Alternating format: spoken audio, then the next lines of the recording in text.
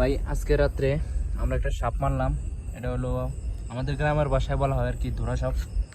এটা মূলত আমাদের এই পাশে, এই যে দেখাই আপনাদেরকে, এই যে দিক দিয়া মাছ খাইতেছিল আর কি। তো এটারে আমি সামান্য একটা লাঠি দিয়া এই এই যে আপনারা দেখতে পাচ্ছেন, এটা দিয়ে সাপটাকে মেরে ফেললাম। দেখেন, বড়, বিশাল বড় কিন্তু সাপটা। এই যে তো মূলত ভাই সাপ বা মানব জাতির ক্ষতিকর, এটা আপনারা সবাই জানি। রাসূল সাল্লাল্লাহু আলাইহি সাল্লাম বলেছিলেন যে যে সাপকে রক্ষা করলো সে মানব জাতির উপর আঘাত করলো। তাই ভাই আমি এটাকে মেরে ফেলেছি। এখনো জীবিত আছে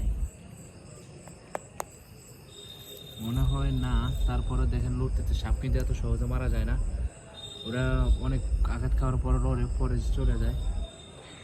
দেখেন রক্ত দিস না, খাবো